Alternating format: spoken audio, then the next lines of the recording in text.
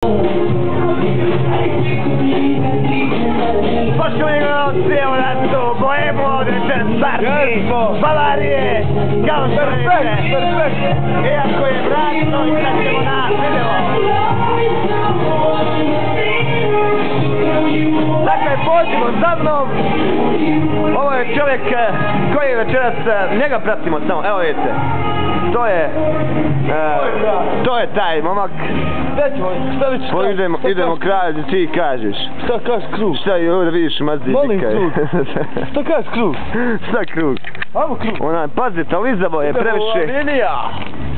Oćemo U17. Por favor, Avenija. U17, to je kafić Avenija. Q7. Tu izlaze maloljetnici, jel? Idemo pokupimo kakvih treba. Idemo da vidimo. Tako je. Idemo da vidimo kako se ponašaju tamo večeras.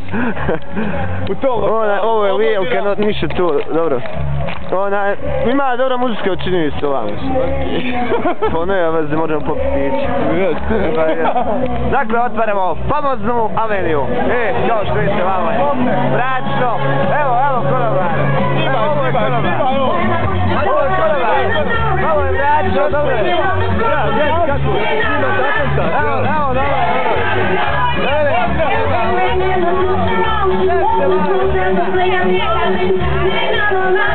Dajmo početi prikaču.